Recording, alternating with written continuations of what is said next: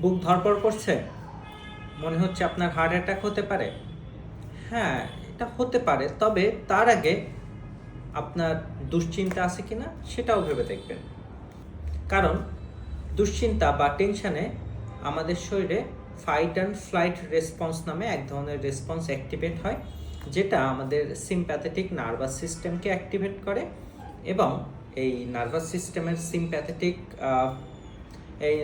Sympathetic nervous system থেকে adrenaline নামক এক ধরনের নিউরোট্রান্সমিটার বা সাবস্ট্যান্স রিলিজ হয়, যেটা আমাদের হার্টবিট বাড়িয়ে দিতে পারে।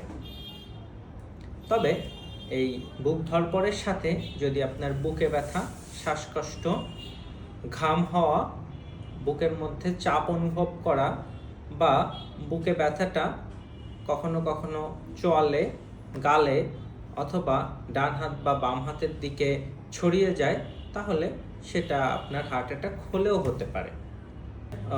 বুক ধড়ফড়ের সাথে এই ধরনের যদি উপসর্গ দেখা দেয়, সেক্ষেত্রে আপনি অবশ্যই একজন ডাক্তারের পরামর্শ নেবেন।